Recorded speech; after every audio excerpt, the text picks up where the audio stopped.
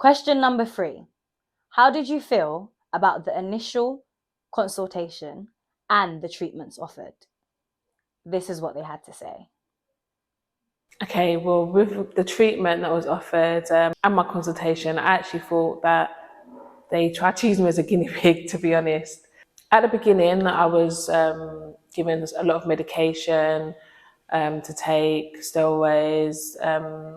They were like intrigued with my case. I don't know why. And I felt like I was treated like a guinea pig. They wanted to do all different things with me. And I didn't actually like that because I was still new to knowing about lupus. So, yeah, that's how I felt.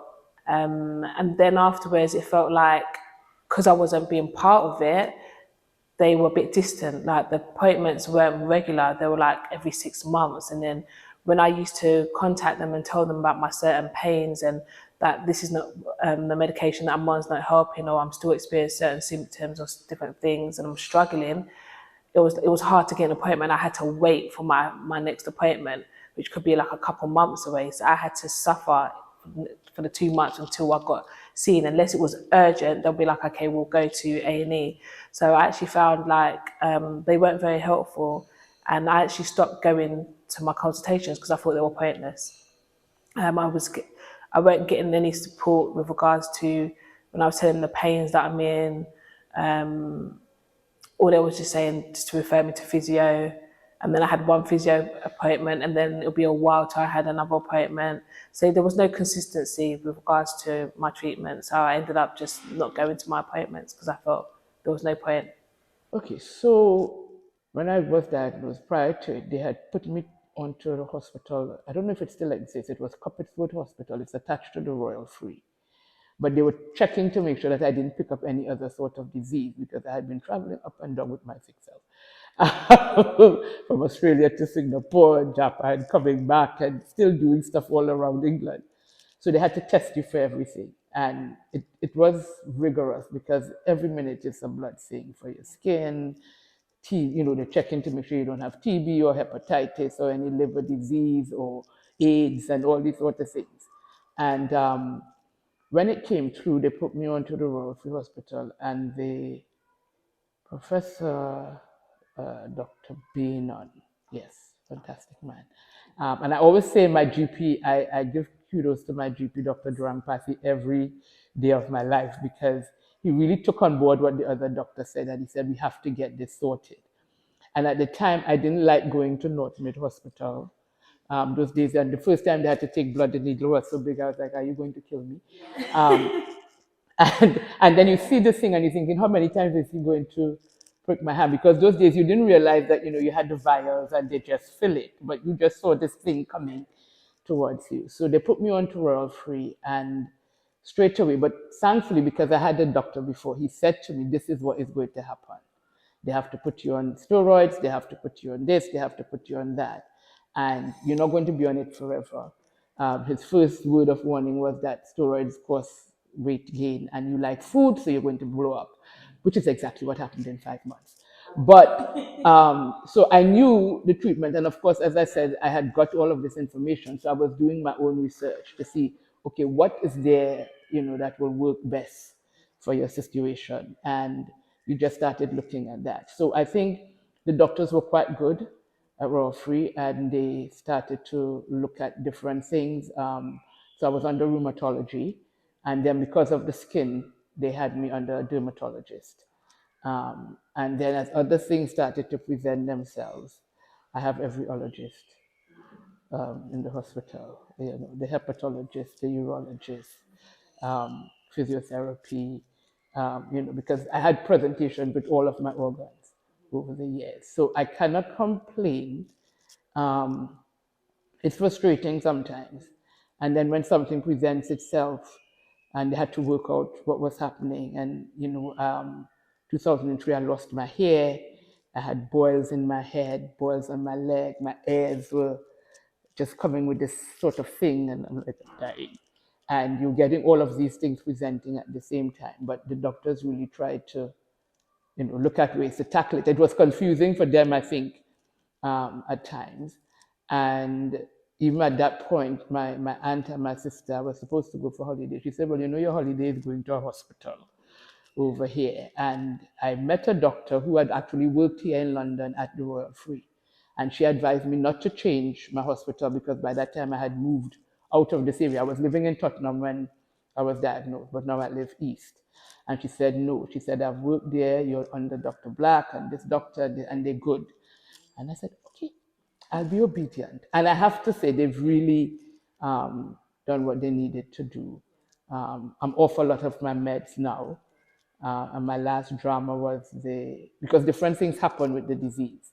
So your organs are affected. And my first sort of presentation with organs was my lungs and my breathing and that sort of thing. Then I had a scare with the kidney. Then I had a liver scare because I came down with jaundice. And I'm arguing with them that I don't want to stay in the hospital because I have a wedding and all this sort of thing. And then the last thing to happen was that it caused problem with my intestine and my bowel. So that shifted. And so I had to be in the hospital for weeks. And eventually I came out with a colostomy bag. And so they really tried to do, I won't complain. I mean, I did get vexed at one point. Right, so it's like they said, okay, you have to wear this thing for about a year and a half.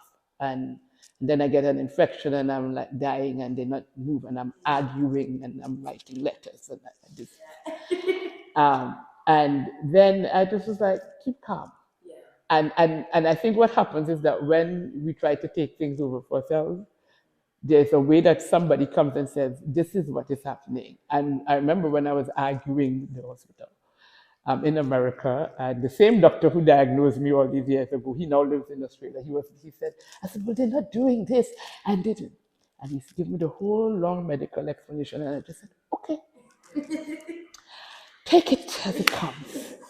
And and you live on. So it's fine. So I have to say they've done their best. And if they sort of think they've made a mistake, because one time when they had to give me something it was causing something else.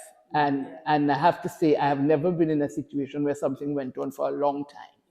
The minute they think something there's an adverse effect, they would try to stop it, especially my dermatologist. Because one time she had to give me something, and instead of clearing the skin, it started like I was getting vitiligo or something, because my lips are already different colors, and it was getting worse. I was like, what are you doing to me?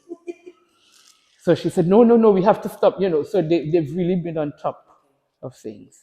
To be honest, I wasn't aware of any treatments with lupus, to be honest. So I was just taking the consultation as it goes. Whatever the doctor said to me, I was just going with it because I didn't really know. But initially, they gave me a tablet called hydroxychloroquine, and that was they just said basically said it was just to stabilize me. But I realized that eventually it was giving me issues with my eyes. But no one had said that to me, that I needed the eye test like every year or every month. So I didn't know what was going on. So when I did start having eye issues, and eventually they did say that to me, I was kind of a little bit befuddled by it because it was a bit weird. I think because I was 13 when I was diagnosed, and not knowing a lot, I wasn't too concerned in regards to the treatment and the medication. I was more concerned about having this rash on my face, and the way it looks, being in secondary school and everybody asking, what's that on your face? Is it contagious? I was more worried about the physical appearance as opposed to what would entail with now this diagnosis. Question number 4. Had you heard of lupus before your diagnosis? This was their response. No, never. I've never heard of lupus before. I didn't know what it was. And then then all of a sudden, when I had lupus, and all of a sudden I'm hearing, oh, I've got lupus. I was like, wow, like I've never heard of it in my whole entire life. Then I heard these certain celebrities that have had lupus, and it was just weird because I must have been diagnosed around in my 30s. So the whole of my 30 years of life, I've never heard of the word lupus. Yes. And I forgot that I had heard about it. So what happened was actually, and when I was called about this. The person who put Selena onto me, she had it. She had a diagnosis of it, and she'd actually brought her doctor to do a program at our church to sort of educate the church. So I'm looking at the same thing I'm handing out to people today, and I'm saying, oh, that is happening to me, that sort of thing. And my other friend is saying, but Luan, some of those are the symptoms. I was like, right? So I knew she had it. And when I did get the diagnosis, my mom reminded me that a very good friend of mine at home was diagnosed with it before I left Trinidad. And strangely enough, I think about 3 or 4 years into my diagnosis, she actually had to travel here because her mom was with us. So we were having this whole lupus discussion, and she started keeping me in touch with other people who had it. And I had forgotten about it, and another friend said, "You remember she had the diagnosis when we were?" And I said, "Yeah."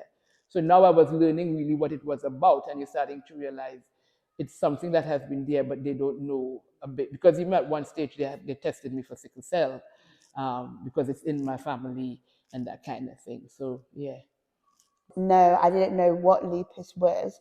And I remember just being in the hospital and my mum hearing this and my mum thinking, oh my God, what's going to happen? Because it's not something that, we were exposed to. And, her young 13-year-old now has this medical condition. Can she have a normal life? What does that entail for her? So my mum was obviously more concerned about that, and we didn't know anything about lupus. All I knew is that I have this rash on my face, that I find it difficult to walk and get out of bed, and I'm in a lot of pain. So I didn't know anything about lupus.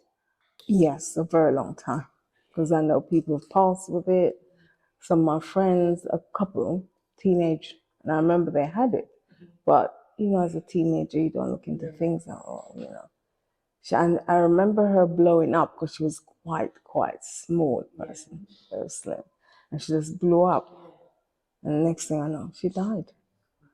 No, I've never heard of it, to be honest. I didn't even know what it was. I was really happy to hear that it was something because I didn't know what was going on with me, but I never heard of it at all.